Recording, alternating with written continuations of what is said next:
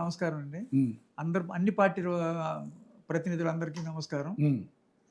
చక్కగా ఉంది డిబేట్. హ్మ్. కానీ మన కాంగ్రెస్ నుంచి వచ్చిన ఆయన కొంచెం ఆవేశం పడ్డారు. హ్మ్. కొంచెం బాగుంది సార్ ఆయన మాకు. ఆయన మా కడుపుకు ఆయన ఆవేశం ఆవేశపరులే పడుతుంది. అండి. మీ బాధ ఓకే ప్లీజ్ ఉండొచ్చు. ఈ మాట్లాడకండి, ఎందుకంటే సౌమ్యుడు ఆయన చెప్పింది వినండి దయచేసి. మీరు మధ్యలో ఎవరు మాట్లాడకండి. అంత ఆవేశం కూడా అక్కర్లేదండి. నిదానంగానే మాట్లాడుకుని సమస్యలు మనం పరిష్కరించుకోవచ్చు. అసలు ఇంత చక్కగా ముగ్గురు మాట్లాడుతుంటే నాకు చాలా హ్యాపీగా ఉందండి. సబ్జెక్ట్ ఉన్న వ్యక్తులు కదా సార్. Subject గా ఆవిడ చక్కగా సబ్జెక్ట్ ఉన్న వ్యక్తి, ఆయన సబ్జెక్ట్ ఉన్న వ్యక్తి, ఈయన చక్కగా సబ్జెక్ట్ ఉన్న మాట్లాడారు. వ్యక్తి. ఎవరి వ్యూ వాళ్ళకి సమర్థనీయంగా పెట్టుకునేది అందుకు కదా కానీ వెళ్ళండి, అసలు- గొడవ పడతాను ముందే చెప్పింది అందుకని. అసలు ఇంత రచ్చరచ్చ అవటానికి మెయిన్ కారణం మీరు అందరూ అబ్జర్వ్ చేశారు. అసలు ఫస్ట్ ఇంత రాజకీయం అవసరమా దీనికి?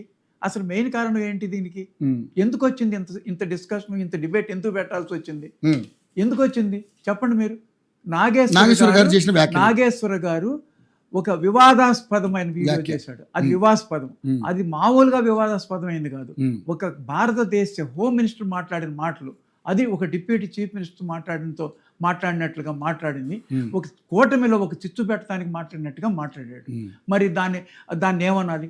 ఇంతవరకు కేంద్ర ప్రభుత్వం ఆయన మీద ఎందుకు చర్యలు తీసుకోలేదు? ఎందుకు ఆయన మీద చర్యలు తీసుకోలేదు? అమిత్ షాకి తెలియదా? ఇంత ఆంధ్రప్రదేశ్ అంతా, తెలంగాణ అంతా ఇంత అందరు రెచ్చిపోతున్నారు, ఇంత ప్రాంతీయవాదం దాకా వెళ్ళింది ఇది. మరి ఎందుకు హోమ్ మినిస్టర్కి ఈ ఇంటెలిజెన్స్ రిపోర్ట్స్ లేవా?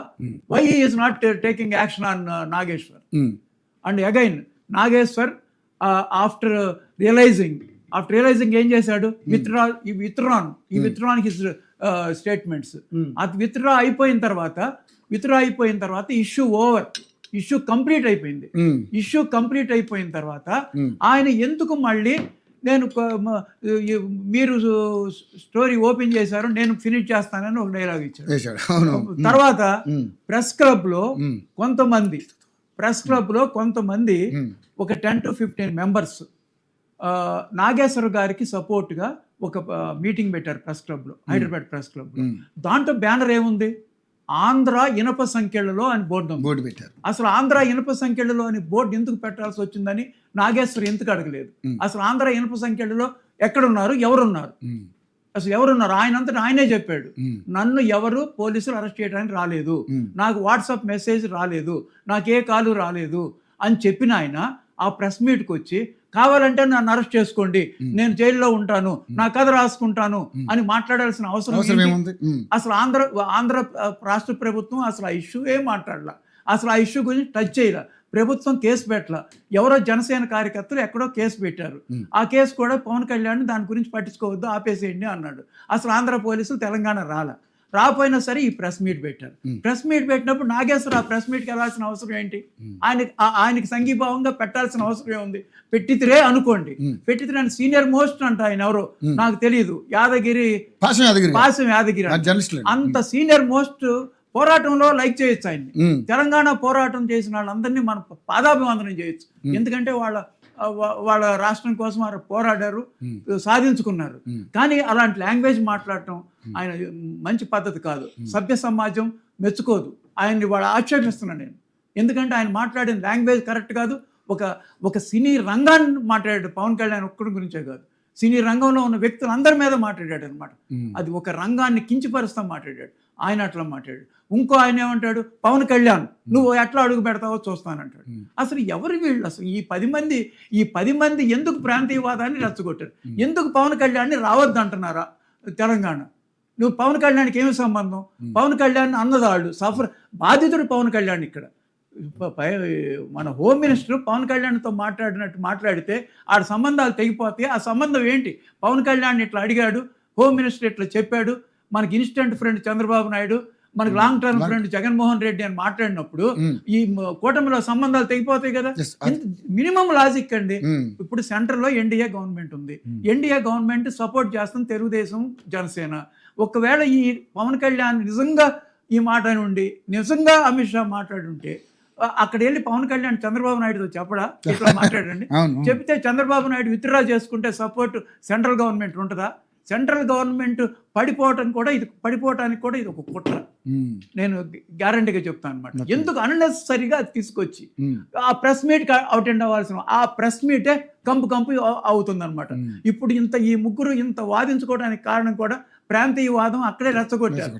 ఆంధ్ర ప్రజలకు కంటే కూడా నేను ఆంధ్ర పర్సన్, నేను ఓన్లీ 10 years నుంచి హైదరాబాద్లో ఉన్నా. తెలంగాణ ప్రజలు ఎంత మంచి వాళ్ళు, ఎంత ప్రేమగా ఉంటారో, ఎంత హార్ట్ఫుల్గా ఉంటారో నేను నాకు పర్సనల్ ఎక్స్పీరియన్సెస్ ఉంది.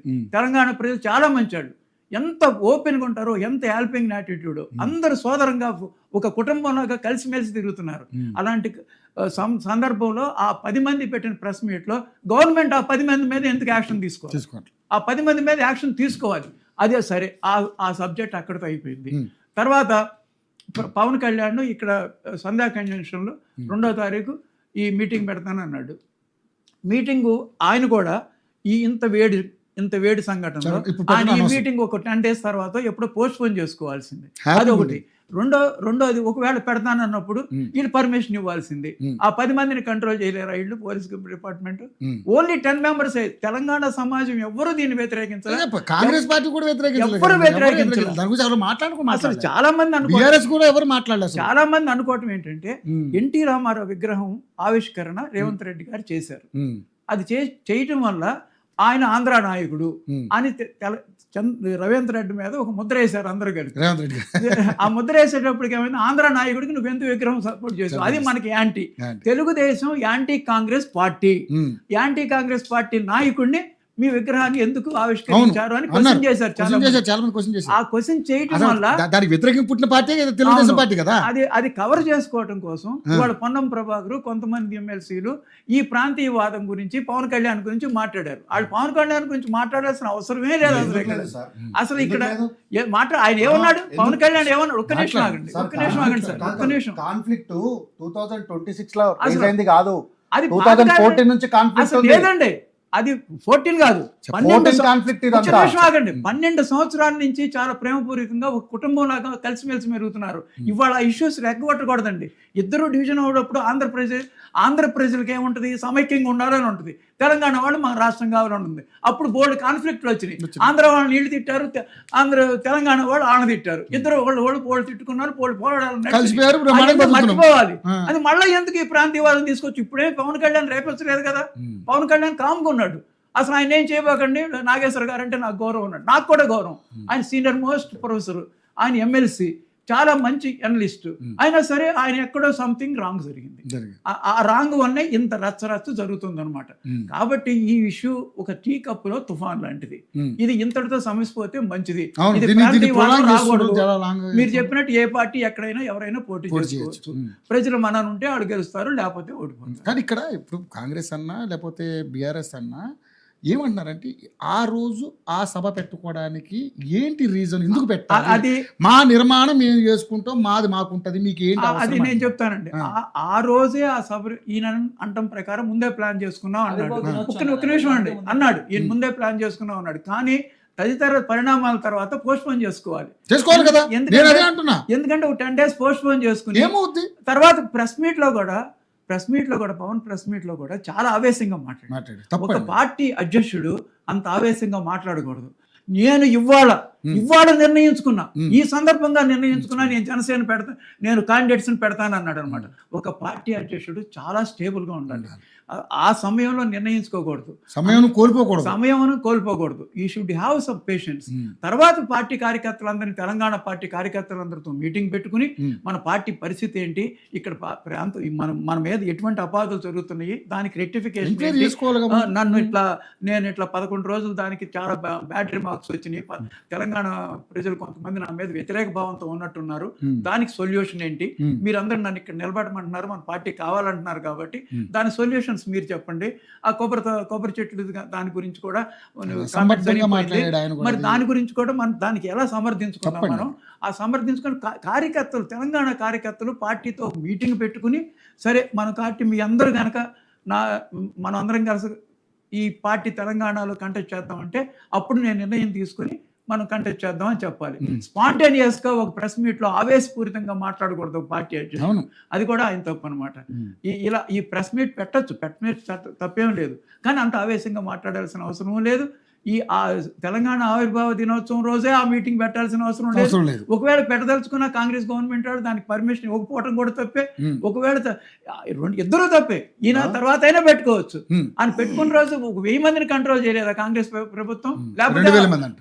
2000 కన్వెన్షన్ లో అది కన్వెన్షన్ మన చాలా మీటింగ్స్ బహిరంగ సభ కాదు. 20 కామెంట్స్ నేను యాక్సెప్ట్ చేయను. 20 మంది రిమార్కబుల్ కామెంట్స్ ఇవి. ఏ- నేను ఒక మాట అడుగుతా, సింపుల్ క్వశ్చన్ సార్, మిమ్మల్ని వారిని అడుగుతున్నా. మీరు ఈడ ఆవిర్భావ దినోత్సవం చేయాలని ఎప్పుడు నిర్ణయం తీసుకున్నారు చెప్పండి, 15 days back. కొంచెం డేట్ చెప్పండి. Almost, before 20, last month 20. Last month 20 కదా. Before 20. ట్విట్టర్ లా నెక్స్ట్ టార్గెట్ తెలంగాణ ఏ డేట్ లో పెట్టారు? ఎవరు పెట్టారు? ఎవరు పెట్టారు? ఎవరు పెట్టారు? ఎవరు పెట్టారు? బీజేపీ మీరే చెప్పాలి. పెట్టాలి.